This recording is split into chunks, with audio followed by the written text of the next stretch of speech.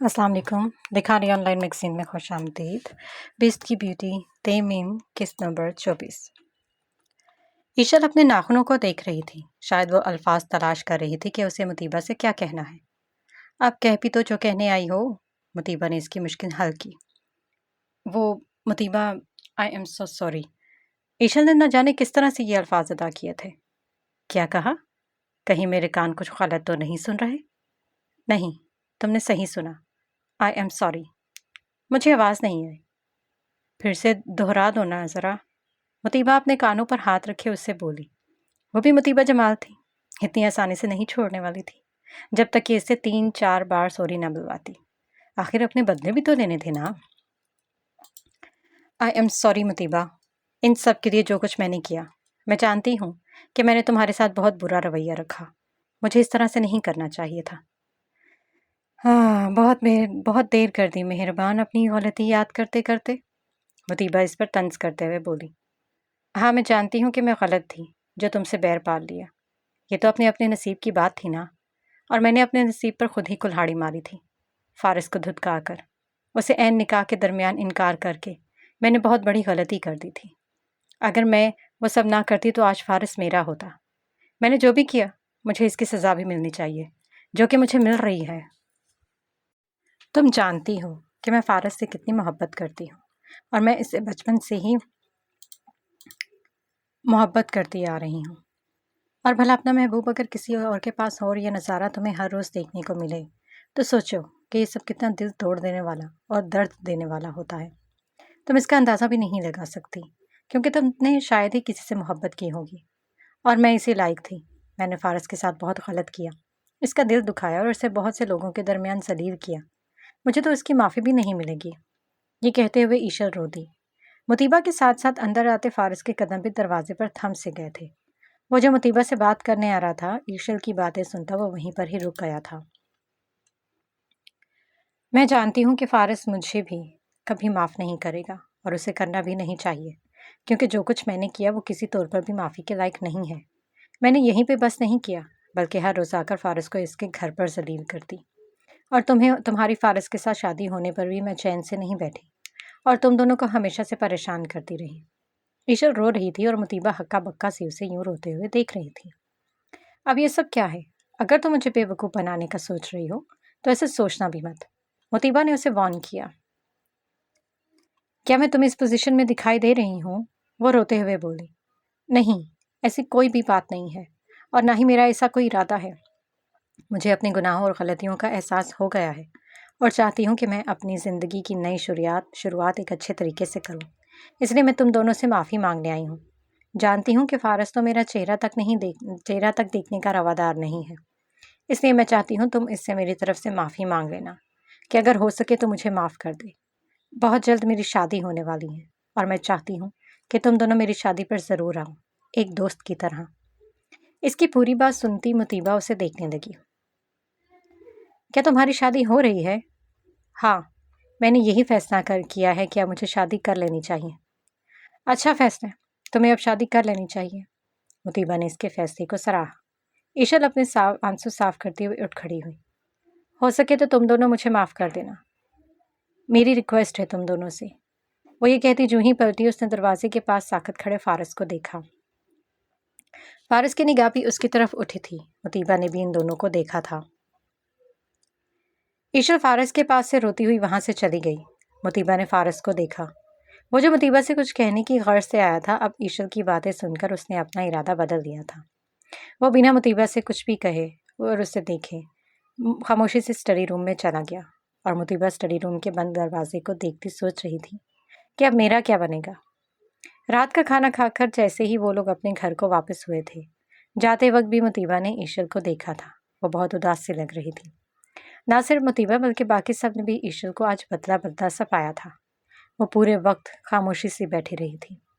जाते हुए ईशल की निगाहों ने फारस को ढूंढना चाहा, लेकिन वो उसे दोबारा नजर न आया। वो सब इन्हें बाहर छोड़ने तक आए थे। फारस अपने कमरे की खिड़की से पर्दे हटाए देख रहा था। उसने ईशल को देखा जिसकी निगाहें इसे ही ढूंढ रही थीं। नीचे खड़ी मुतीबा की निगाह अचानक ही ऊपर को उठी थी और उसने फारस को देखा, जो ईशल को ही देखे जा रहा था। ان کی گاڑی جو ہی عبداللہ ہاؤس سے باہر نکلی وہ سب بھی اندر کو چلے گئے، لیکن مطیبہ وہیں کھڑی رہی۔ فارس بھی پردے برابر کرتا وہاں سے ہٹ گیا تھا، اور لان میں کھڑی اکیلی مطیبہ اچانک ہنسنے لگی۔ ہنستے ہنستے اچانک ہی وہ گھاس پر گرنے کے انداز میں ڈھہ سی گئی۔ بے تحاشا ہنسنے کی وجہ سے اس کی آنکھوں میں پانو جمع ہو گیا تھا۔ اس نے اپنی آنکھیں آسلین کے ساتھ بے دردی سے رگڑ کر صاف کی اور کہنے لگی، آج سب کتنے خوش تھے نا، ان لوگوں کے آنے سے سب کچھ ٹھیک ہو گیا ہے۔ اب تمہاری اس گھر میں رہنے کی کوئی تک نہیں بنتی مطیبہ، تمہارا کام اب ختم ہوا۔ ہاں مطیبہ، تم بھی نا کہاں کی سوچی بیٹھی تھی؟ اچھا ہی ہوا کہ تمہیں تمہاری حیثیت اور اوقات پتہ چل گئی، ورنہ تم تو ہواؤں میں اڑنے لگی تھی۔ تم جیسی لڑکی فارس حداد کے جیسے امیر لڑکے کی ضرورت تو ہو سکتی ہے، لیکن محبت نہیں۔ اب جب کہ اس کی ضرورت ختم ہو گئی ہے تو تمہاری بھی اس گھر میں کوئی جگہ نہیں بنتی۔ اب سے تم اپنی اوقات جان لو اور اپنی ہی حد میں رہنا سیکھ لو۔ تمہارے پاس ایسا ہے کیا جو تم سے وہ پیار کرے گا؟ تم ایک ایکسیڈنٹ کی وجہ سے ہی فارس کے نکاح میں آئی تھی، اور اس نے تم پر شادی کی پہلی رات ہی واضح کر دیا تھا کہ اس کے سامنے تمہاری کوئی بھی حیثیت نہیں ہے، اور یہی تم دونوں کے درمیان معاہدہ بھی ہوا تھا کہ جو ہی فارس سرجری کروا لے گا تب تمہیں ڈیورس مل جائے گی۔ اب جب کہ وہ سرجری کروا لے گا اس کے بعد تو تمہاری کوئی ضرورت ہی نہیں ہوگی اسے تمہاری ضرورت بس اس وقت تک تھی جب تک کہ تم اسے سرجری کے لیے منا نہیں دیتی۔ وہ گھاس پر بیٹھی روتی جیسے خود کو باور کروا رہی تھی کہ اب سے تم اپنی اوقات میں رہو، اور تم بلا وجہ کسی کے ساتھ بھی زیادہ فری نہیں ہوگی، اور نہ ہی گھر کی آسائشوں پر اپنا روب جھاڑو گی۔ تمہیں بس اپنی پڑھائی پر توجہ دینا ہے اور پڑھ لکھ کر اپنے پاؤں پر کھڑا ہونا ہے۔ تم ان پیار محبت کے چکروں میں نہ ہی پڑو تو بہتر ہے تمہارے لیے۔ اس نے خود کو جیسے تیسے کر کے سمجھا بجھا دیا تھا کہ اب اسے کیا کرنا ہے۔ آج یہ سب دیکھنے کے بعد اس نے خود سے ایک عہد کیا تھا۔ وہ جب کمرے میں آئی تو فارس بیڈ پر لیٹا چھت کو گھورتا کسی گہری سوچ میں گم تھا۔ ہو نہ ہو، یقیناً یہ اپنی محبوبہ کو ہی سوچ رہا ہوگا۔ اسے یوں دیکھ کر مطیبہ نے دل ہی دل میں کہا۔ مطیبہ نے زور سے دروازہ بند کیا تو فارس خیالوں سے نکلتا گردن موڑ کر اسے دیکھنے لگا۔ وہ اس کے پاس آئی، بیڈ سے اپنا تکیا اور ساتھ میں کمبل اٹھاتی وہ صوفے کی طرف بڑھ گئی۔ فارس حیرانگی سے اس کی یہ حرکتیں دیکھ رہا تھا۔ وہ صوفے پر تکیا سیٹ کرتی لیٹ گئی۔ وہ اٹھ کر بیٹھ گیا۔ تم وہاں کیا کر رہی ہو؟ نظر نہیں آ رہا؟ سو رہی ہوں، جواب جلے کٹے انداز میں آیا تھا۔ لیکن تم وہاں کیوں سو رہی ہو؟ پہلے تو بڑا ضد کر کے یہاں سوتی تھی کہ تمہیں یہیں پر بیڈ پر ہی سونا ہے، اب کیا ہوا؟ ہاں صحیح کہا، اور اس بیڈ پر میں نے ضد کر کے زبردستی اپنی جگہ بنائی تھی۔ تم کون سا مجھے سونے کی پرمیشن دے رہے تھے؟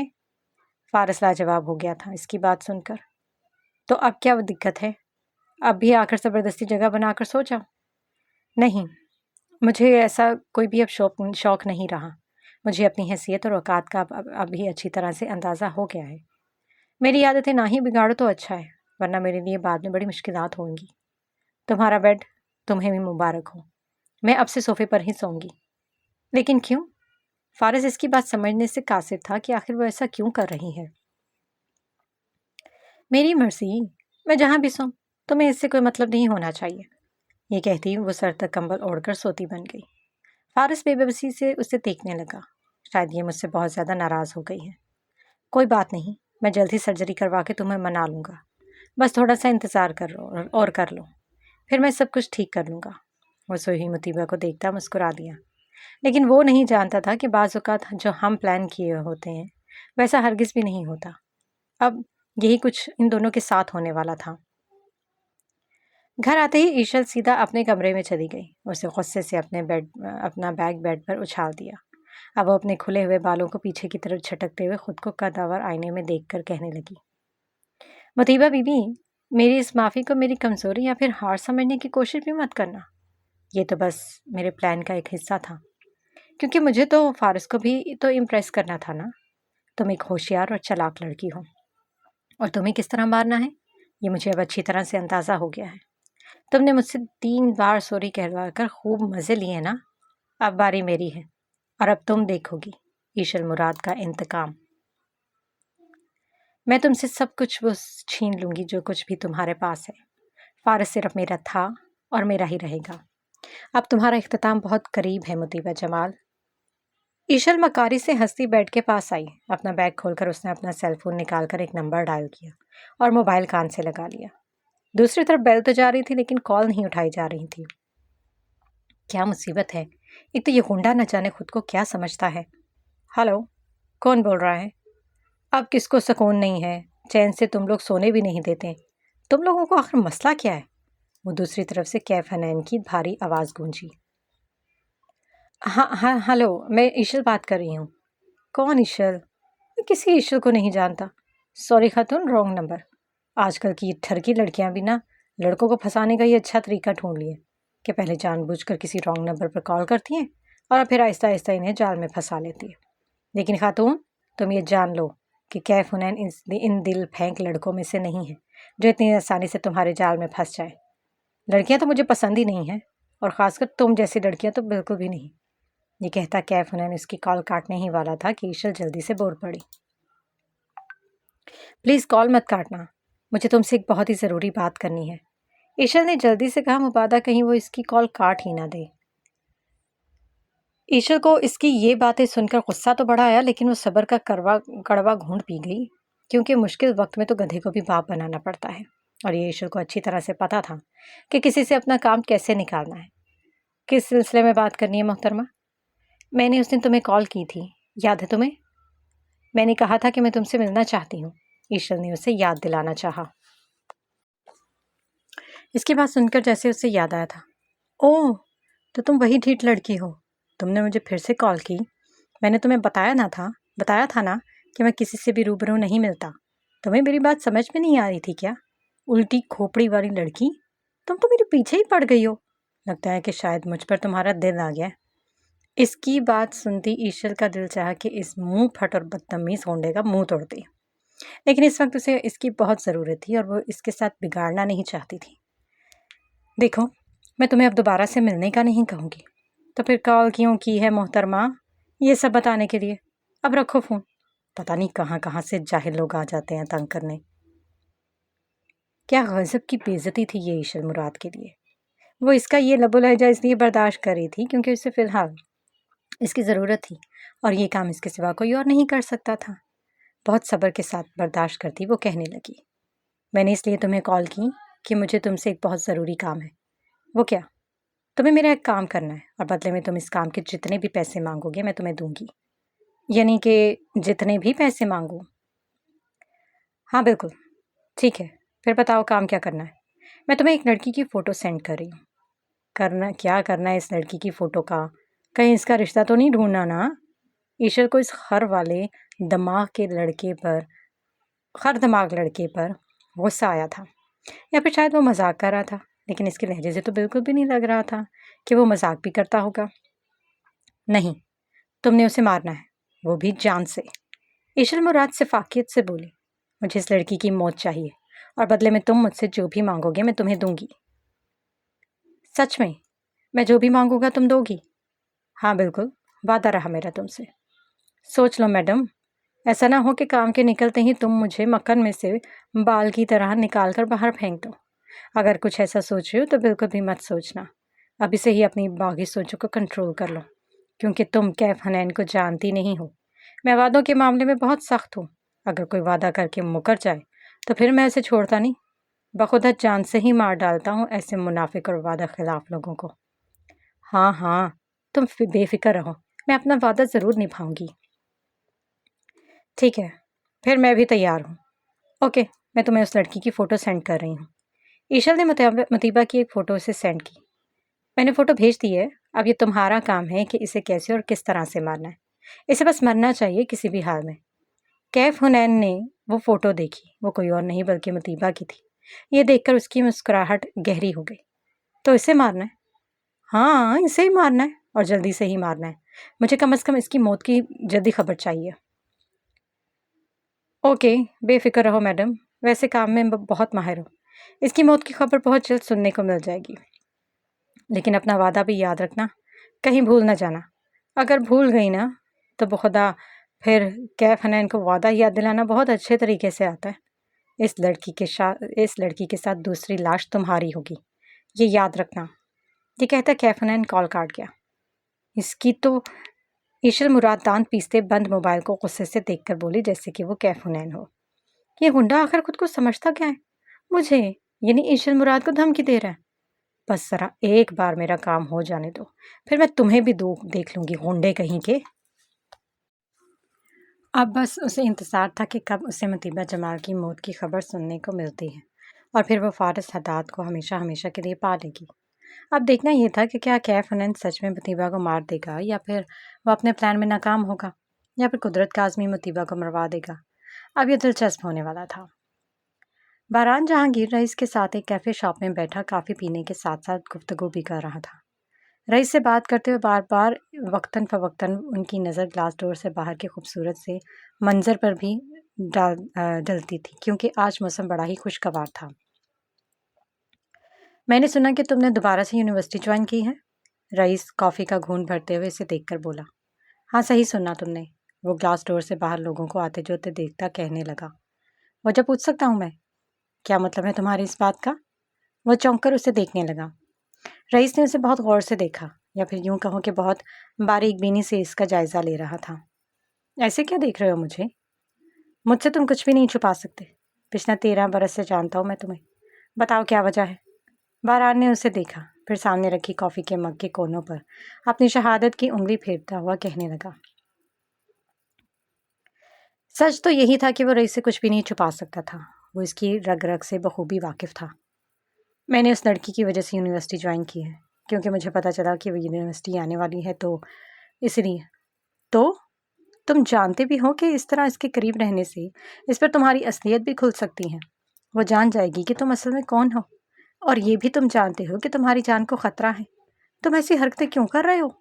رئیس کو تو اس کی بچکانہ حرکتیں دیکھ کر غصہ ہی آ گیا تھا۔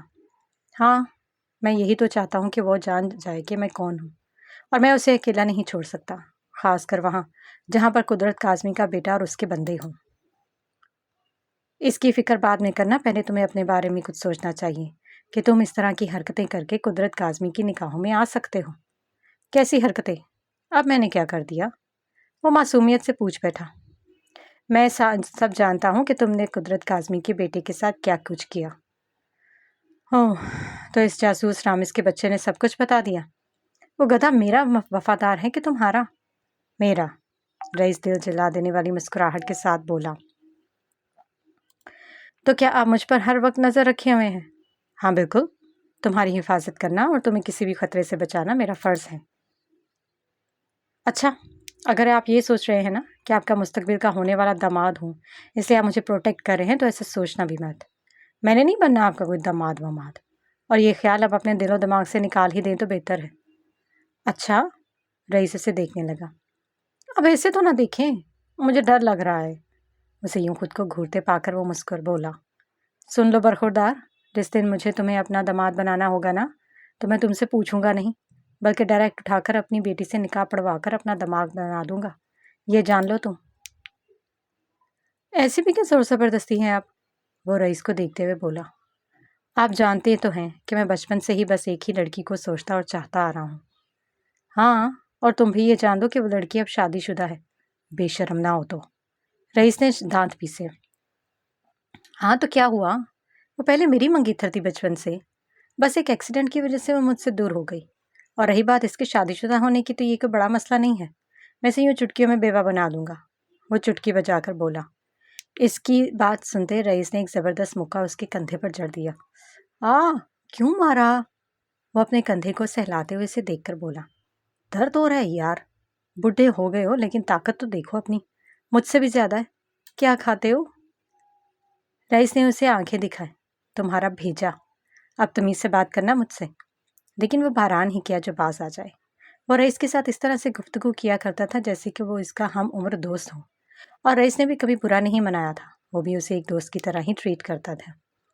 دیکھو، میری بات مان لو اور میرا گینگ جوائن کر لو، اس طرح تم سب کچھ کر سکتے ہو، تمہیں کیف حنین یا پھر رامز جیسے بندوں کی بھی ضرورت نہیں پڑے گی۔ نہیں، میں اب کسی پر بھی بھروسہ نہیں کرتا، کب کون سا سانپ جیسی فطرت کا بندہ مل جائے اور موقع ملتا ہی مجھے ڈس لے۔ میرے سارے بندے بہت وفادار ہیں، وہ مر تو جائیں گے لیکن تمہارے ساتھ کبھی بھی غداری نہیں کریں گے، تم آزما کر دیکھ لو۔ مجھے نہیں آزمانا کسی کو بھی، تمہارا گینگ اور تمہارے یہ وفادار بندے تمہیں ہی مبارک ہو۔ رئیس نے اسے آنکھیں دکھائی۔ اب ایسے آنکھیں کیا دکھا رہے ہو؟ میری مرضی، زبردستی ہے کیا؟ تم آخر میری کوئی بات مانتے کیوں نہیں ہو؟ کیوں مانوں؟ دیکھو، میں جانتا ہوں تم اس وقت کس چیز کے پیچھے ہو۔ کس چیز کے پیچھے ہوں؟ باران نے الٹا سوال کیا۔ یہی کہ تم قدرت کاظمی کے خلاف ثبوت اکٹھے کر رہے ہو۔ تم اپنی ماں اور اس بچی کی ماں کے قاتلوں کو ان کے انجام تک پہنچانا چاہتے ہو۔ باران حیرت سے انہیں دیکھنے لگا جو اس کے ایک ایک قدم سے واقف تھے۔ حیران مت ہو، میں سب کچھ جانتا ہوں۔ یہ مت سوچو کہ ادھر نہیں ہو تو مجھے تمہارے بارے میں کچھ بھی خبر نہیں ہوگی۔ میں جہاں پر بھی جاؤں، لیکن میری عقابی نگاہیں تم پر ہی نظر رکھے ہوئے ہیں، یہ جان لو تم اچھی طرح سے۔ رئیس اپنی آنکھوں کی طرف اشارہ کرتے ہوئے بولے۔ آنکھیں ہیں کہ کیمرہ؟ آپ کو تو جاسوس ہونا چاہیے تھا۔ تم یہاں کیا کر رہے ہو؟ بہت اچھی جاسوسی کرتے ہو تم۔ رئیس مسکرایا۔ پھر کیا کہتے ہو؟ میرے گینگ کا باس بننے کو تیار ہو؟ باران دل جلا دینے والی مسکراہٹ کے ساتھ بولا۔ ہرگز بھی نہیں، کسی بھی صورت نہیں۔ رئیس کو اب اس پر غصہ آ رہا تھا۔ سچ میں وہ بہت ضدی اور ڈھیڑ ابن ڈھیڑ تھا۔ تم سمجھ کیوں نہیں رہے؟ تم جس کام میں ہاتھ ڈال رہے ہو وہ ایک آگ کی طرح ہے۔ تمہیں کسی ہیلپر کی ضرورت ہوگی، اور میں چاہتا ہوں کہ تم طاقتور بنو، اور میرے یہ بندے تمہارے بہت کام آ سکتے ہیں۔ محترم رئیس، آگ سے کھیلنا اور لوگوں کو آگ لگانا میرا بہت پسندیدہ مشغلہ ہے بچپن سے، اس لیے اب مجھے میرے حال پر چھوڑ دو۔ میرے لیے فکر کرنے کی ضرورت نہیں ہے۔ اور ہاں، اپنی اس پٹاخہ بیٹی کو لے جاؤ یہاں سے۔ دماغ خراب کر کے رکھا ہوا ہے اس نے میرا۔ ایک باپ کم تھا کہ بیٹی بھی ادھر چلی آئی۔ مت بھولو کہ وہ مستقبل میں ہونے والی بیوی ہے، اور اب سے تمہاری ذمہ داری ہے۔ اب میں چلتا ہوں، میری بیٹی کا خیال رکھنا، اور خبردار جو اسے تنگ بھی کیا یا پھر مجھے اس کی طرف سے کوئی بھی شکایت ملی تو، ورنہ بہت برا ہوگا تمہارے ساتھ۔ یہ کہتے رئیس نے کافی کا آخری گھونٹ بھرا اور خالی مگ ٹیبل پر رکھتے ہوئے جانے کو پلٹا۔ ہاں، ذمہ داری، باران ہنستے ہوئے تنزن بولا۔ تم عجیب آدمی ہو، ہر بار میرے ساتھ یوں زبردستی نہیں کر سکتے بڈھے کھوسٹ کہیں کے۔ سنو، رکو، تم ایسے نہیں جا سکتے، میری بات پوری سنتے جاؤ، باران چلایا۔ رئیس پلٹا اور ایک دل جلا دینے والی مسکراہٹ اس کی طرف اچھالتا وہاں سے نکلتا چلا گیا۔ حد ہے ویسے، اس بڈھے کسٹ نے تو میرا دماغ کا دہی بنا کر رکھتا ہے۔ دماغ خراب کر کے رکھا ہوا ہے اس بڈھے نے۔ باران اپنے بالوں میں انگلیاں چلاتے ہوئے بولا۔ مطیبہ یونیورسٹی جانے کے لیے بالکل تیار تھی۔ وہ ناشتے کی میز پر آئی، وہاں سبھی موجود تھے۔ وہ سب کو سلام کرتی کرسی کھینچ کر بیٹھ گئی۔ فارس دیکھ سکتا تھا کہ وہ بہت چپ چپ تھی۔ اس نے تھوڑا سا ناشتہ کیا اور اٹھ کھڑی ہوئی۔ ارے مطیبہ بیٹے، پورا ناشتہ تو کرتی جاؤ۔ حداد صاحب نے اسے یوں اٹھتے دیکھا تو بول پڑے۔ نہیں پاپا، بس میرا پیٹ بھر گیا، اب میں چلتی ہوں، خدا حافظ۔ یہ کہتی مطیبہ اپنا بیگ اٹھا کر وہاں سے نکل گئی۔ ناشتہ کرتے فارس کی نگاہوں نے اس کا دور تک پیچھا کیا تھا۔ اسے مطیبہ کی یہ خاموشی بالکل بھی اچھی نہیں لگ رہی تھی۔ نہ جانے کیوں وہ بہت بے چینی محسوس کر رہا تھا۔ مطیبہ باہر آئی تو ڈرائیور پہلے ہی اسے یونیورسٹی لے کر جانے کے لیے مستعد کھڑا تھا۔ مطیبہ کو دیکھتے اس نے جلدی سے گاڑی کا پچھلا دروازہ کھول دیا۔ نہیں چاچا، آج میں گاڑی میں نہیں جاؤں گی، مطیبہ اسے دیکھ کر بولی۔ مجھے میری ایک فرینڈ پک کرنے آئے گی۔ جی اچھا میڈم۔ مطیبہ وہاں سے نکل گئی کیونکہ اس نے فیصلہ لے لیا تھا کہ وہ آہستہ آہستہ ان تمام آسائشوں کو چھوڑ دے گی، کیونکہ اگر ایک بار اسے ان کی عادت لگ گئی تو پھر آگے جینا مشکل ہو جائے گا، اور ایک عادت ایک نشے کی طرح بری لت ہوتی ہے، جو ایک بار لگ جائے تو پھر اس سے جان چھڑانا بہت مشکل ہو جاتا ہے۔ مطیبہ جب کلاس روم میں داخل ہوئی تو حسب معمول باران اسے اپنی سیٹ پر سوتا ہوا ملا۔ حد ہوتی ہے، یہ تو نیند کا نشئی ہے، جہاں دیکھو اس سے نیند آ جاتی ہے، گھر سے بھنگ پی کر آتا ہے کیا؟ وہ اپنا بیگ رکھتی بیٹھ گئی۔ باران نے محسوس کیا کہ وہ آ چکی تھی، لیکن پھر بھی وہ ٹس سے مس نہ ہوا۔ مطیبہ اسے اپنی طرف متوجہ کرنے کے لیے اپنا گلا صاف کرتے ہوئے بولی۔ سنو، باران نے سر اٹھا کر اسے دیکھا جیسے کہہ رہا ہو کہ اب کیا مسئلہ ہے۔ میں نے تمہارا کل میچ دیکھا تھا، بہت اچھا تھا، مبارک ہو، تم بہت اچھا کھیلے۔ مطیبہ اس کی طرف تھمس اپ کا اشارہ کرتے مسکرا رہی تھی، لیکن باران نے اس کی بات کا کوئی بھی جواب نہ دیا، جس پر مطیبہ چڑ کر بولی۔ یہ کیا بات ہوئی بھلا؟ میں تمہیں مبارکباد دے رہی ہوں اور تم نے مجھے کوئی جواب ہی نہیں دیا۔ بندہ خیر مبارک ہی کہہ دیتا ہے۔ تو کیا میں نے تمہیں کہا تھا کہ تم مجھے مبارکباد دو؟ میری مرضی میں تمہیں جواب دوں یا نہیں، زبردستی ہے کیا؟ مطیبہ کا تو منہ ہی کھل گیا تھا۔ کتنے سیلفش ہو تم، میں تمہاری ہمت بڑھانے وہاں آئی، تمہیں اتنا سپورٹ کیا، اور تم بدلے میں ایک تھینک یو تو بول سکتے ہو؟ ہاں، اگر میں تمہاری ہمت نہ بندھاتی تو تم وہاں پر میچ ہار چکے ہوتے، نہیں؟ کیا میں نے تمہیں کہا تھا کہ میرا میچ دیکھنے اور مجھے سپورٹ کرنے آؤ؟ عجیب لڑکی ہے جو زبردستی مجھ سے تھینک یو بلوانا چاہتی ہے۔ یہ بات جان لو کہ وہ کام مجھ سے کوئی بھی زبردستی نہیں کروا سکتا جو باران جہانگیر خود نہ کرنا چاہے۔ آئی بات سمجھ میں؟ مطیبہ لاجواب ہو گئی تھی۔ اس لڑکے سے باتوں میں جیتنا ناممکن ہی تھا، لیکن مطیبہ نے بھی ٹھان لی تھی کہ وہ اس لڑکے سے دوستی کر کے ہی رہے گی، کیونکہ عبیدہ نے اسے بتایا تھا کہ ماضی میں اس کے ساتھ ایک لڑکی نے بہت برا کیا تھا، جس کی وجہ سے اسے جیل میں جانا پڑا تھا، اور اس کا مستقبل بھی تباہ ہو گیا تھا۔ اس نے پڑھائی بھی چھوڑ دی تھی، صرف اور صرف اس ایک لڑکی کی وجہ سے۔ اس لڑکی نے اسے دھوکہ دیا تھا، اس لیے مطیبہ کو اس کی کہانی جاننے میں دلچسپی تھی، اور وہ اس کی کہانی سننے کے لیے ہی اس سے دوستی کرنا چاہتی تھی۔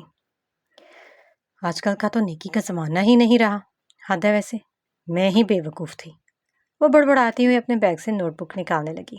باران کو جیسے کچھ یاد آیا تھا، اس نے اپنی جیب سے اس کی واچ نکال کر اس کے سامنے رکھی، اس کی نوٹ بک پر رکھ دی۔ یہ تمہاری واچ، کل تو مجھے یہاں پر گری ہوئی ملی تھی۔ اوہ، یہ تو میری واچ ہے، تمہیں کہاں سے ملی؟ مجھے تو خبر ہی نہیں ہوئی کہ یہ مجھ سے کب کھو گئی۔ تھینک یو سو مچ۔ مطیبہ نے اسے دیکھتے شکر ادا کیا۔ وہ اس کی پوری بات سنے بغیر ہی جیب سے اپنا فون نکالتا اس میں گم ہو گیا۔ مطیبہ نے غصے سے دانت پیسے۔ بدتمیز، اکڑو کہیں کا، ذرا بھی تمیز نہیں ہے اس کے اندر۔ مطیبہ اپنی کلائی پر بڑی گھڑی باندھنے لگی۔ اسے کلائی پر گھڑی باندھتے دیکھ کر باران کی ہونٹوں پر مسکراہٹ دوڑ گئی۔ وہ سر جھٹکتا دوبارہ سے اپنے موبائل میں گم ہو گیا۔ آج صالح رحمان یونیورسٹی نہیں آیا تھا، اور باران نے دیکھا مطیبہ سب سے پوچھتی پھر رہی تھی کہ صالح رحمان آج یونیورسٹی کیوں نہیں آیا۔ وہ بہترین اسٹوڈنٹ تھا، اس نے کبھی بھی یوں بلا وجہ چھٹی نہیں کی تھی۔ بے وقوف کہیں کی، اسے یوں صالح رحمان کے لیے پریشان دیکھ کر باران مسکرا کر اپنا سر چھٹکتا ہوا وہاں سے چلا گیا۔ روہیل کاظمی یونیورسٹی کی چھت کے بالکل کونے پر کھڑا نیچے کا منظر دیکھ رہا تھا۔ بلندی سے نیچے کی طرف دیکھتے ہوئے اس کی ٹانگیں خوف سے کانپنے لگی۔ یونیورسٹی کی عمارت 2 منزلہ تھی، اگر وہ یہاں سے گر جاتا تو پکا یقین تھا کہ وہ جان سے چلا جائے گا۔ اسے ڈر تو بہت لگ رہا تھا، لیکن وہ کیا کرتا؟ وہ بہت مجبور ہو چکا تھا، اور اس نے فیصلہ کر لیا تھا کہ اسے بس ہر حال میں خودکشی ہی کرنی ہے، تاکہ اپنے ظالم باپ سے اس کی جان چھوٹ جائے۔ اس نے اپنی آنکھیں بند کر لیں اور دونوں ہاتھ پھیلا دیے۔ اس کا ارادہ اب یہاں سے نیچے کود جانے کا تھا۔ وہ کودنے کے لیے بالکل تیار تھا، بس کچھ انچز کا فاصلہ تھا۔ اس نے اپنے قدم آگے کو بڑھائے۔ اس سے پہلے کہ وہ نیچے گر جاتا، کسی نے جلدی سے پیچھے سے اس کی شرٹ سے پکڑ کر اسے پیچھے کو کھینچا تھا، اور نتیجہ یہ نکلا کہ وہ اور اسے کھینچنے والا دونوں بہت بری طرح سے نیچے جا گرے۔ روہیل کے بازوؤں کو خراشیں آئی تھیں۔ اس نے غصے سے دانت پیسے، کیونکہ کسی نے آ کر اس کی کوشش ناکام بنا دی تھی۔ وہ لڑکا اٹھ کھڑا ہوا اور اب اپنے کپڑے جھاڑ رہا تھا۔ روہیل بھی غصے سے اٹھتا اس کی طرف بڑھا۔ اس کی طرف اس کی پشت تھی، وہ اس کا چہرہ نہیں دیکھ پایا تھا کہ وہ کون ہے۔ تیری ہمت بھی کیسے ہوئی مجھے ہاتھ لگانے کی؟ تجھے تو میں چھوڑوں گا نہیں۔ روہیل اپنے ہاتھ کا مکہ بنائے اسے بازو سے پکڑے اپنے سامنے کر گیا، لیکن اس لڑکی کا چہرہ دیکھتے ہی اس کا مکہ بنایا ہاتھ ہوا میں ہی معلق ہو گیا، کیونکہ وہ کوئی اور نہیں بلکہ باران جہانگیر تھا، جس نے اسے خودکشی کرنے سے بچایا تھا۔ باران اپنے کپڑے چھاڑتا اسے دیکھنے لگا۔ تم نے مجھے کیوں بچایا؟ کیا کہا؟ میں نے تمہیں بچایا؟ باران اس کی بات سنتا تمسخر سے ہنس دیا۔ ایسے کسی بھی خوش فہمی میں مت پڑنا تم، میں نے تمہیں نہیں بچایا بلکہ ہم سب کو بچایا ہے۔ کیا مطلب ہے تمہاری اس بات کا؟ مطلب یہ کہ میں تمہیں کیوں بچاؤں گا؟ میری بلا سے جا کر کہیں بھی مر جاؤ، خاص کم جہاں پاک، لیکن یہاں پر خودکشی مت کرنا، اور نہ ہی میں تمہیں یہ سب کچھ کرنے دوں گا۔ تمہیں اس سے کہاں مسئلہ ہے؟ ہاں مسئلہ ہے، بہت بڑا مسئلہ ہے۔ اگر تم نے یہاں پر خودکشی کی تو یہ تعلیمی ادارہ بدنام ہو جائے گا، اور تمہارا وہ کمینہ خصلت باپ سارا الزام یا تو اس تعلیمی ادارے پر لگا دے گا یا کسی معصوم طالب علم پر، کیونکہ اسے تو سب کی ہمدردیاں حاصل کرنی ہے نا۔ اور ویسے بھی اگر تم نے خودکشی کر لی تو جان لو اس سے تمہارے باپ کو بڑا فائدہ ہوگا۔ وہ تمہاری موت کو خوب کیش کروائے گا، اور لوگوں کے سامنے مگرمچھ کے آنسو بہا کر وہ عوام کی ہمدردی حاصل کر لے گا، اور اس طرح سے اس کے ووٹ بینک پر بھی اچھا خاصا اثر پڑے گا، اور کیا خبر کہ وہ الیکشن بھی جیت جائے۔ ویسے تم بڑے اچھے بیٹے ثابت ہوئے اپنے باپ کے، بہت اچھی کوشش کر رہے ہو، گڈ جاب یار۔ وہ اس کا کندھا تھپتھپاتے ہوئے بولا، لیکن یہاں پر مت مرنا، کہیں اور جا کر مرو، یا پھر ایسا کرو کہ اپنے باپ کے سامنے ہی جا کر خود کو ختم کر دو۔ اس طرح تمہاری روح کو بھی اس جسم سے آزادی مل جائے گی اور تمہیں بھی اپنے باپ کے ظلم سے چھٹکارا مل جائے گا۔ روہیل کاظمی حیرانگی سے اسے دیکھ رہا تھا۔ وہ اسے سمجھا رہا تھا یا پھر اس کا مذاق اڑا کر اس پر طنز کر رہا تھا؟ یہ سمجھنے سے وہ قاصر تھا۔ ویسے ایک بات بتاؤں میں تمہیں، تم نا ایک لوزر ہو جو باپ سے بہت ڈرتا ہے۔ اس کا سامنا کرنے کی بجائے بزدلوں کی طرح یہ خودکشی کرنے نکل جاتے ہو۔ ویسے حقیقت تو یہی ہے کہ تمہارے مر جانے سے اس شیطان کو کوئی فرق نہیں پڑے گا، لیکن سامنے رشتوں کی کوئی اوقات نہیں ہے۔ میری یہ بات ذہن نشین کر لینا، اگر تم مر گئے تو پھر بھی فائدہ تمہارے اس خبیث باپ کو ہی ہوگا۔ تم تو سراسر خسارے میں ہی جا رہے ہو۔ وہ اس کا کندھا تھپتھپاتے ہوئے بولا، میری بات کو اچھے سے سوچنا ضرور، ایک خیر خواہ کا مشورہ ہے یہ کہتا باران جہانگیر پینٹ کی جیب میں دونوں ہاتھ ڈالے سیٹی کی دھن بجانا وہاں سے نکل گیا، اور روہیل کاظمی دیوار سے لگتا وہیں ٹانگیں پھیلا کر گرنے کے سے انداز میں بیٹھ گیا۔ صحیح تو کہہ کر گیا تھا وہ، سب سچ تھا۔ اس کے باپ کو کوئی فرق نہیں پڑنا تھا اگر جو وہ مر جاتا بھی، کیونکہ وہ جانتا تھا اس کے ظالم باپ نے اپنے سسر، اپنی پہلی بیوی اور اپنے بڑے بیٹے کو جان سے مار ڈالا تھا، اور یہی سب اسے سمجھنے کے لیے کافی تھا۔ اگر وہ اپنے سسر، اپنی پہلی بیوی اور بیٹے کو مار سکتا ہے جن کی وجہ سے وہ یہاں تک پہنچا تھا، تو پھر اسے کیوں نہیں؟ وہ کس کھیت کی مولی تھا؟ اس انسان سے کسی بھی چیز کی توقع کی جا سکتی تھی۔ آج پہلی بار اسے باران جہانگیر بہت اچھا لگا تھا، اور شاید کہ اپنی زندگی بچانے اور سمجھانے پر اس کی زندگی اس کی مقروض ہو گئی تھی۔